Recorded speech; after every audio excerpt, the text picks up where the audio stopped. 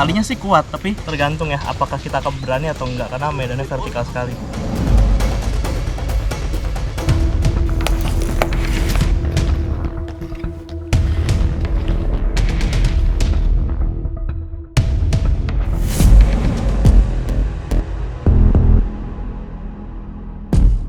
Mereka datang kampanye DPR ke apa, bupati, selalu kan omong minta bantuan. Saya bilang terjawab dulu baru kan pilih, karena dari dulu tuh janji-janji. Ini saya sampai harus tadahi di bawah supaya airnya tidak terbuang-buang karena sangat berharga bagi mereka, dan sebenarnya masalah kekeringan ini di Flores bukan barang baru ya, dan belum teratasi oleh pemerintah.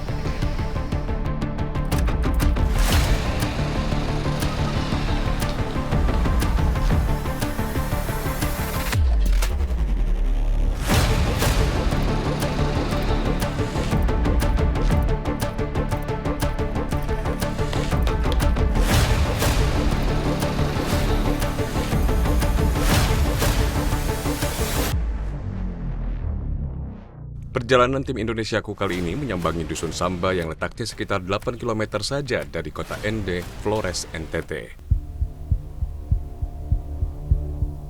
Warga hidup terbatas di sini. Awalnya mayoritas penduduk bekerja sebagai petani, tapi dalam 20 tahun terakhir, mereka beralih menjadi penambang batu di Bukit Samba.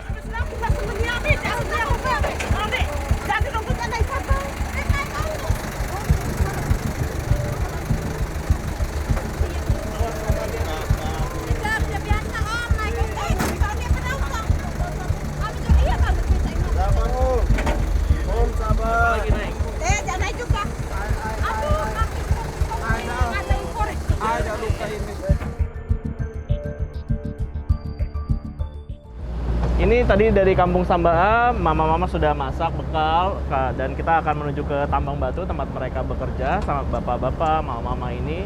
Karena jaraknya jauh dan juga mendaki, jadi kita harus menunggu dump truck, walaupun tidak selalu ada gitu ya. Jadi tadi kita harus menunggu agak lama. Faktanya memang desa-desa di Kecamatan Ende ini berdiri di atas tumpukan batuan dan pasir terbaik di Pulau Flores. Batu-batu inilah yang kemudian ditambang warga.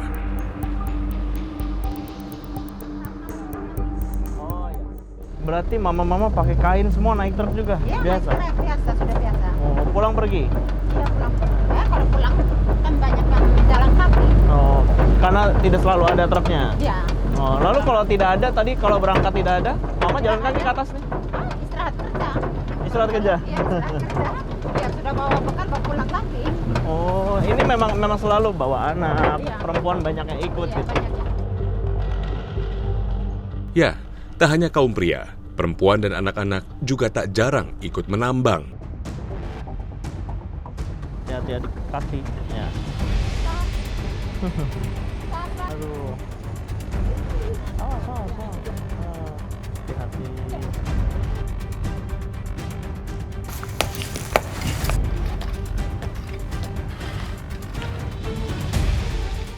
Kristiana misalnya, yang bertugas menyortir batu dan pasir sesuai ukuran.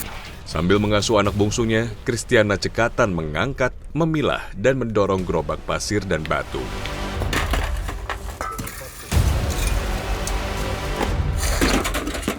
Samba ini tanah ulayat, tanah adat gitu ya. Jadi siapa saja boleh menambang, tapi mereka harus menentukan pembagiannya. Misalnya di titik ini ada 3 keluarga atau 3 kepala keluarga ya. Jadi ada satu tengah ini punya Mama Kristiana dan Bapak John, satu lagi juga berbeda gitu.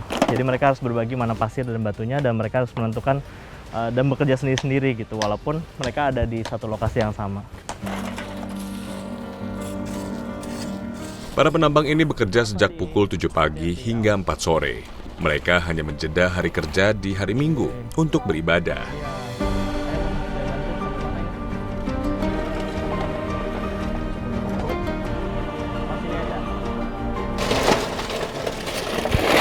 Aduh.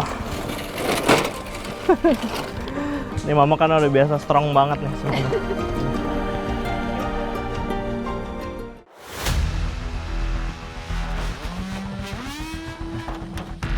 John, suami Kristiana, menambang di bagian atas bukit.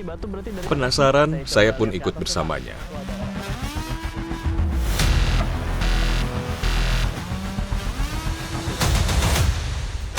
Usianya tidak bisa dibilang muda, tapi nyalinya luar biasa besar. Saya pun membantu John menggulirkan pasir dan batu ke bawah. Resikonya, pijakan saya ini bisa sewaktu-waktu ikut longsor. Bila tiba-tiba gerimis dan hujan datang, mereka pun bergegas lari ke dusun Samba, karena batu dan pasir ini akan longsor terbawa air.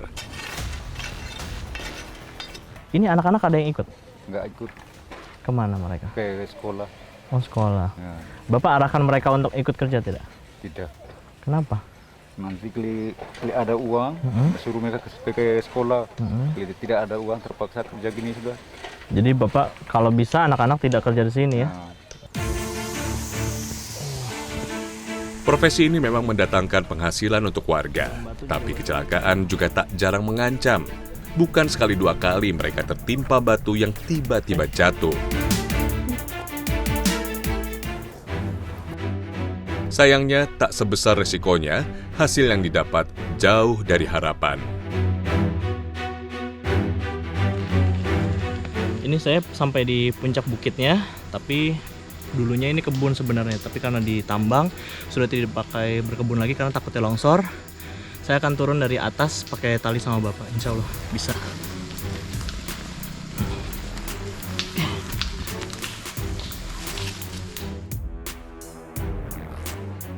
Saya melintasi salah satu medan paling ekstrim di Bukit Samba, menggunakan tali tambang untuk menaklukkan medan terjal yang nyaris tegak lurus.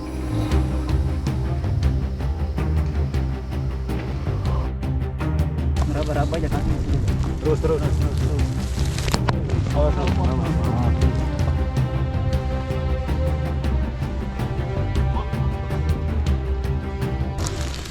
Jadi pemirsa bisa bayangin kalau mereka harus menambang, mereka harus pegangan tali ini kiri kanan ya. Talinya sih kuat, tapi nyali kita yang tergantung ya, apakah kita berani atau enggak, karena medannya vertikal sekali. John saja yang hampir setiap hari melintasi titik ini masih harus meraba jalan mana yang aman ia lalui. Apalagi saya yang harus melawan rasa takut saat pertama kali melintasi jalur mendaki ini. Sebentar Pak. Ini tali kalau nggak kuat pegangnya nih, kita bisa sakit sekali ya, agak kebas gitu kiri kanan. Jadi ini yang bahaya kalau agak kebas, gemeteran atau licin. Ini biasanya kita akan bisa merosot ke bawah.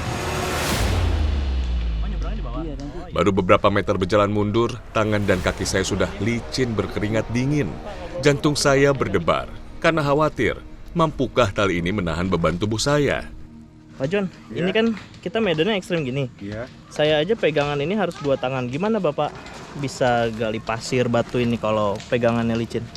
Nanti kali mau gali pasir, ikat tali di pinggang, baru ambil linggis, baru kasih turun pasir. Jadi hanya bergantung di perut itu? Iya, di perut.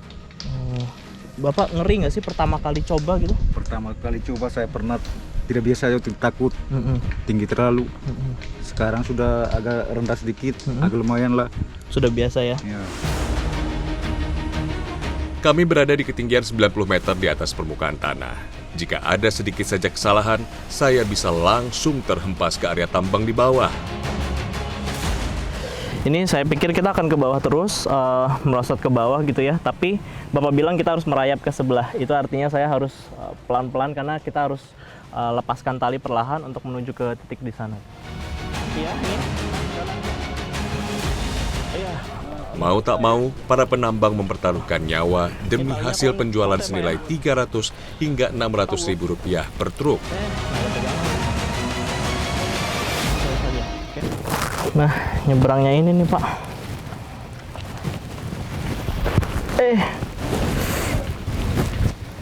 Pak. Aduh. Akhirnya sampai di tebing sebelah. Walaupun mungkin jaraknya cuma 1 meter 2 meter ya, tapi ini menegangkan sekali karena kita masih berdiri di titik yang vertikal.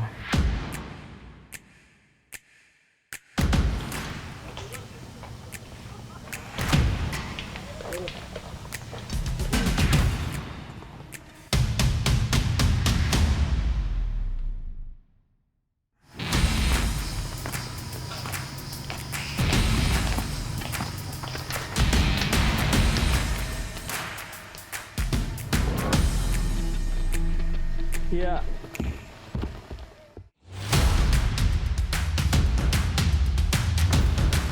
Awas Bu. Awas Bu.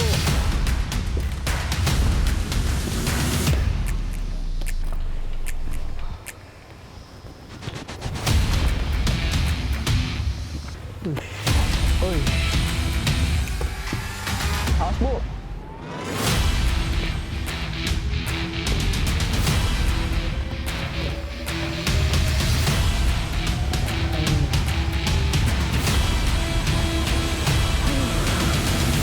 Lagi ya. Aduh, sedikit lagi nih, sudah setengah perjalanan. Tinggal sedikit lagi untuk menuju ke bawah sana tuh. Tapi awas.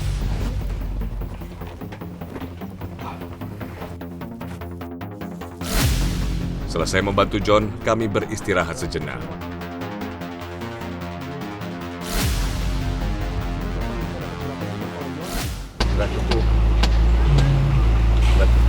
Dengan resiko besar kayak gitu. Gimana tadi? Menurut Bapak yang layak berapa? Harganya agak naik sedikit, ada 800 gitu, 700. Naik 100 tidak apa ya, itu sudah cukup buat Bapak.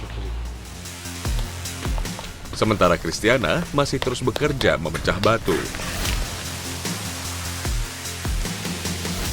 Mama tidak capek? Capek istirahat Di mana? di situ. Di sini? Iya, Tidak pulang? tidak. Kenapa? Mau kerja lagi.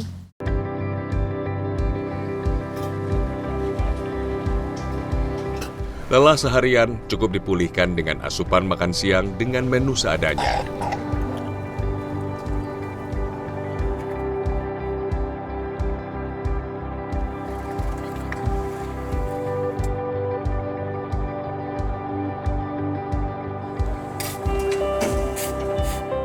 Untungnya, berbagai proyek pembangunan terus dijalankan di kota Ende, sehingga pasir dan batu Bukit Samba masih laris dipesan pembeli.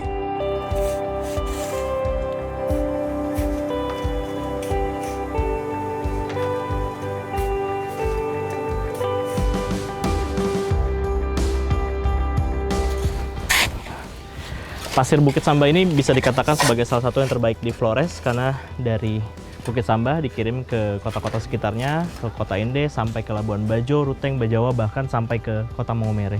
Jadi bayangkan pasir ini dipercaya untuk membangun dan menjadi fondasi dari bangunan-bangunan pemerintahan di kota-kota di Flores. Ya, begitulah potret realita di sini. Warga masih jauh dari sejahtera, meski bekerja dilakukan hingga bertaruh nyawa.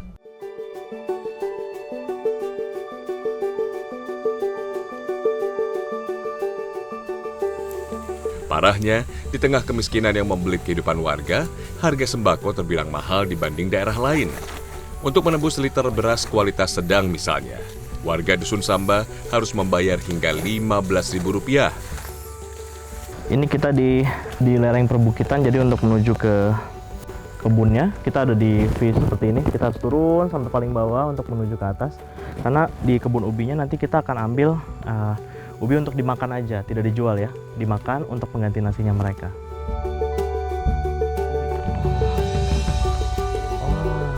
Akhirnya kebanyakan warga mengandalkan ubi sebagai makanan pokok yang paling murah, terutama ketika pasir dan batu tak laku dijual.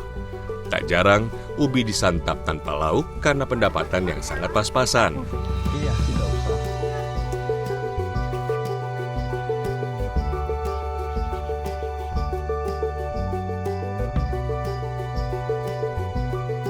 Kalau dari kerja batu itu Mama habiskan uang semua buat nasi kah? Tidak. Mama masih bisa tabung? Sekarang tidak lagi. Tidak lagi. Iya. Karena beras mahal tadi Iya. Mama bilang. Berarti Mama sekarang ini sementara ini makan ubi saja biar lebih hemat. ubi kadang-kadang ini beras uang habis, kami pergi cabut ubi di kebun.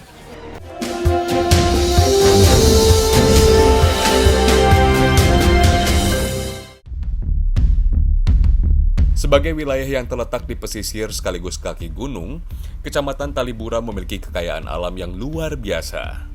Contohnya saja, puluhan ribu pohon kelapa yang terhampar nyaris di seluruh wilayah kecamatan. Masing-masing keluarga bisa memanen kelapanya sendiri. Yang menjadi masalah adalah harga kelapa di sini sangatlah murah. Warga tidak bisa menegosiasi harga kelapa ke pengepul, lantaran harga di pasaran juga sudah rendah. Hal ini dikarenakan tidak adanya industri pengolahan dan pemanfaatan kelapa. Kabupaten-kabupaten di Pulau Flores juga belum memanfaatkan potensi kelapa untuk dikirim ke provinsi-provinsi lain. Sekarang saja hasil panen warga sudah melimpah, apalagi jika masyarakat menanam lebih banyak kelapa. Hanya satu pertanyaan mereka, untuk apa menanam banyak-banyak jika di kemudian hari harga kelapa tidak pernah bisa naik dibanding harga hari ini? Masyarakat Desa Nebe ini sangat bersyukur karena banyak sekali pohon kelapa, tanah mereka juga sangat kaya. Satu pohon juga berbuah sangat banyak, tapi satu buah hanya dihargai Rp1.000, sementara upahnya hanya Rp5.000 untuk satu pohon. Jadi harganya rendah sekali dan tidak masuk akal untuk mengganti ongkos mereka bahkan. Sayang sekali. Bayangkan saja betapa mahalnya harga buah kelapa di kota-kota besar, terutama Jakarta. Perbedaannya bisa mencapai 25 kali lebih mahal dibandingkan harga kelapa di Kecamatan Talibura. Kalau dari jual kelapa nih kira-kira Kakak Tika masih bisa tabung tidak? Misal beli apa? Beli televisi, beli apa? Tidak bisa. Tidak bisa? Menurut saya tidak bisa. Wilayah Talibura tidak hanya dikategorikan tertinggal, namun masyarakatnya hidup di bawah garis kemiskinan. Dalam sepekan misalnya, Rosalia dan keluarga hanya mendapatkan uang sebesar 300 hingga 500 ribu rupiah. Uang itu harus mereka bagi rata, lantaran anak-anak Rosalia sudah berkeluarga. Rosalia juga sudah memiliki beberapa orang cucu. Mama tidak bisa istirahat, maunya kerja, sedikit-sedikit juga kerja. Supaya apa? Supaya tetap dapat uang buat keluarga. Supaya saya punya badan tuh jangan lemah, harus kerja sedikit-sedikit tuh kerja. Hebat Mama ya. Mama, ini kalau ini disaksikan Pak Jokowi, Mama mau minta apa sama Bapak? Mama mau bilang apa? Mau bilang terima kasih kah? Mau minta air kah? Mau minta uang kah? Mama mau minta apa kira-kira sama Pak Jokowi? Saya kalau minta tuh semalu Pak. Tidak ada barang mewah yang mereka beli. Uang hasil panen kopra langsung habis untuk membeli keperluan bahan pokok. Di saat harga kopra tidak stabil dan cenderung merendah, hidup mereka semakin sulit. Pemerintah desa juga tidak dapat berbuat banyak, karena dana desa mengalami perubahan pemakaian atau realokasi, sehingga tidak dapat lagi dimanfaatkan untuk membangun fasilitas dan menggelar program pemberdayaan masyarakat. Sebenarnya ada banyak sekali olahan dari kelapa ya, mulai dari buahnya jadi kopra, kemudian jadi minyak, airnya bahkan di sini terbuang-buang ya, karena mereka belum tahu dan juga belum punya pasar kemana akan mengarahkan si olahan dari air-air kelapa ini. Jadi bayangkan potensi yang begitu besar dari pohon-pohon kelapa yang ada, belum bisa maksimal karena memang mereka belum mendapatkan pelatihan ataupun arahan akan kemana nantinya dijual. Semoga saja tidak lama lagi doa mereka terjawab agar potensi kopra di Talibura dapat dilirik oleh industri dan dapat dijual ke provinsi-provinsi lain.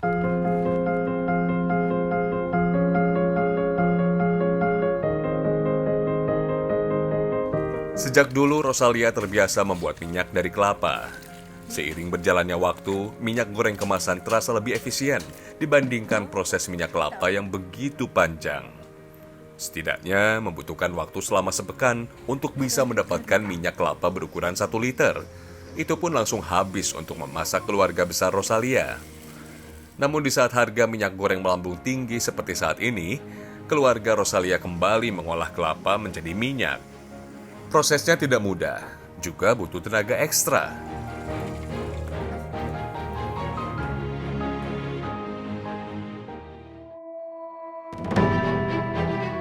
Ketimpangan pembangunan antara kota dan desa tidak hanya soal infrastruktur jalan, tetapi juga tidak adanya jembatan bagi permukiman yang terpisah oleh sungai.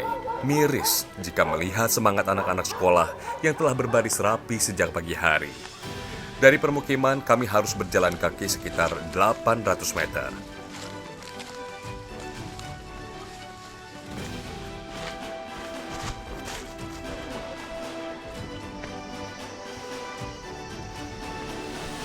Saya berangkat ke sekolah bersama anak-anak usia SMP, SD, bahkan PAUD. Ada sekitar 50 anak yang berangkat menuju tepi sungai. Di tepi Nangagete, anak-anak memilih untuk bertelanjang kaki dan menjinjing sepatu mereka.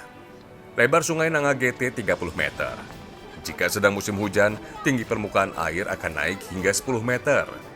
Kalau sudah semakin dalam, orang tua melarang anak-anaknya pergi ke sekolah lantaran bahaya. Karena bukan tidak mungkin, anak-anak maupun orang dewasa bisa saja hanyut di sungai ini. Ini sekolahnya mereka ada di seberang. Kita beruntung cuacanya lagi cerah, airnya lagi kecil, lagi rendah. Karena biasanya kalau air besar, hujan, airnya bisa datang dari hulu. Itu besar sekali dan akhirnya mereka tidak jadi sekolah, mau tidak mau. Jaraknya memang tidak terlalu jauh. Kami bisa saling memandang dari seberang sungai. Namun arus dari sungai Nangagete tergolong deras. Miris sekali hati saya melihat kaki-kaki kecil mereka melintasi sungai demi mengenyam pendidikan di sekolah. Beberapa orang tua juga mendampingi mereka, terutama jika anaknya masih tergolong kecil. Hal ini bukan tanpa alasan. Beberapa kali terjadi peristiwa hanyut yang menimpa anak sekolah. Sehingga kini ada rasa trauma yang menyelimuti mereka setiap hendak menyeberang. Tidak hanya di saat berangkat, begitu pula di waktu pulang sekolah. 2 kali dalam sehari, 5 hari dalam sepekan, mereka harus melintasi medan yang berbahaya. Ini arusnya deras sekali sebenarnya. Kita beruntung airnya masih kecil. Karena kalau airnya besar, bayangkan mama-mama ini harus menggendong, menjaga keseimbangan. Arusnya juga deras. Satu sisi mereka harus menyelamatkan anak-anaknya gitu ke seberang. Tiba di seberang sungai, kami belum juga sampai di sekolah. Anak-anak kembali merapikan seragam serta mengenakan sepatu. Apa bedanya kalau dulu sama sekarang? Sama saja. Sama, tidak ada perubahan? Tidak ada perubahan. Oh, mama sama warga pernahkah minta dibangunkan jembatan? Iya, pernah. Pernah. Apa kata mereka? Mereka tidak ada Bilang anggaran terlalu besar. bilang anggaran besar. Masa ini Oh, kampung sekecil ini kok minta bantuan. tapi Sekian. kalau hujan gimana mama? Anak-anak menyeberang air besar? Tidak air kalau Kalau bisa. hujan besar, mereka tidak bisa nyebrang. Itu guru-guru tidak apa-apa? Tidak, Sudah tahu ya? sudah tahu. Dari tepian sungai Nangagete, kami masih harus berjalan sejauh hampir 1 kilometer. Saya saja merasa lelah, apalagi mereka yang masih harus melalui beberapa jam belajar hingga sore hari nanti. Ari, siswa kelas 5 SD yang sedang berjalan bersama saya, juga pernah hanyut puluhan meter ke arah hilir. Sungguh berbahaya dan mengancam keselamatan mereka. Ari, kamu pernah hanyut kah? Nah, Pernah hanyut sampai mana dari titik tadi? dari titik tadi dari atas sampai di bawah Oh, itu berapa meter tuh kira-kira? Kamu terbawa arus itu? sekitar 20 meter lah, 20 meter? Itu bisa berenangnya waktu itu? bisa. Kamu panik nggak? Kami air terlalu deras. Sebenarnya tidak bisa, tapi kamu paksa tuh waktu itu menyeberang. Akhirnya kamu terbawa arus. Itu ada teman tolong kah? Ada, Ada. Teman-teman kamu terhanyut juga atau dia bisa bantu kamu? dia bisa bantu saya.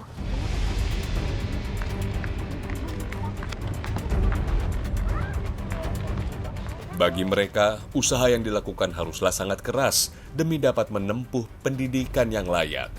Jika tidak, maka pilihannya adalah putus sekolah atau segera menikah. Itu gimana waktu itu mama begitu dapat berita ada anak meninggal itu? Sedih, menangis dan marah dengan pemerintah.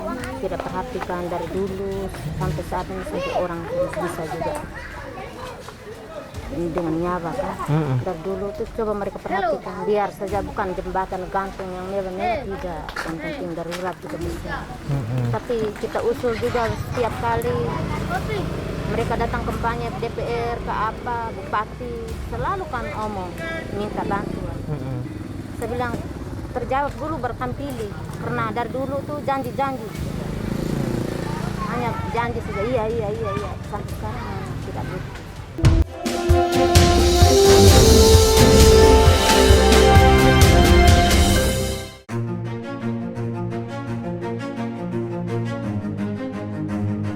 Di Bukit Wolon Keliling, warga mengajak saya menyusuri Kali Napun Kojat di Desa Tanah Duen, Kecamatan Kangae.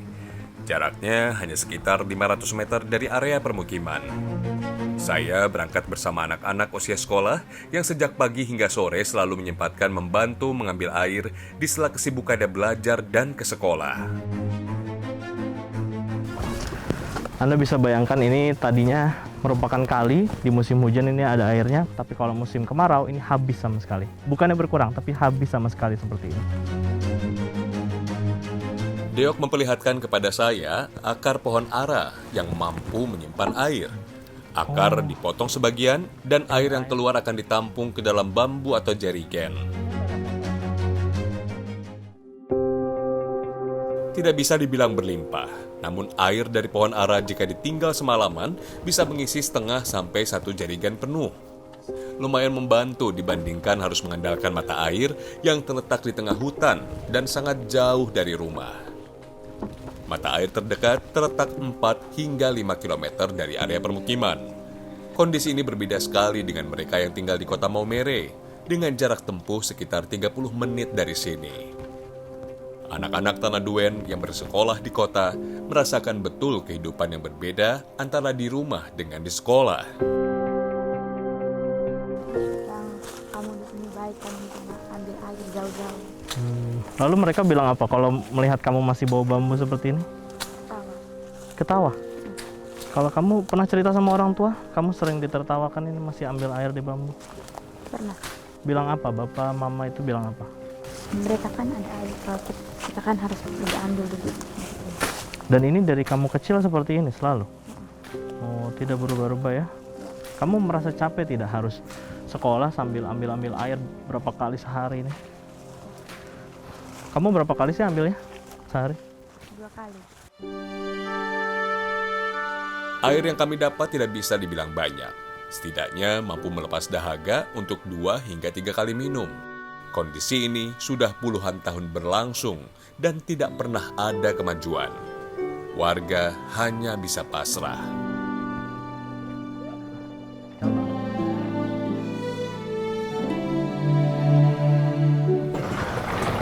Ini saya sampai harus tadahi di bawah supaya airnya tidak terbuang-buang karena sangat berharga bagi mereka. Dan sebenarnya masalah kekeringan ini di Flores bukan barang baru ya, dan belum teratasi oleh pemerintah. Itu yang akan kita dorong dan kita tunggu bersama apa gerakan pemerintah untuk mengatasi masalah mereka. Entah sampai kapan, warga hanya bisa menunggu. Dana desa ini sebesar 1 miliar lebih ini, tetapi peruntukannya sudah dialokasikan, sehingga apalagi dengan pandemi, maka sebagian besar dana ini kita alihkan untuk bantuan langsung tunai kepada masyarakat. Juga ada kegiatan fisik, tetapi itu pemberdayaan. Harapan kami masyarakat, kalau memang ada program bantuan dari pusat, kami minta lebih-lebih kepada masyarakat kami yang miskin, masyarakat miskin.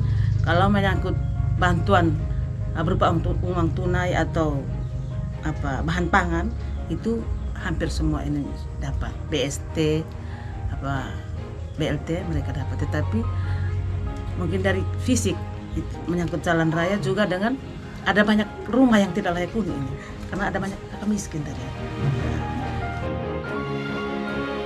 Andai kata pemerintah pusat memberi perhatian lebih besar lagi, tentunya masyarakat tidak akan mengalami kesulitan-kesulitan yang sama selama puluhan tahun.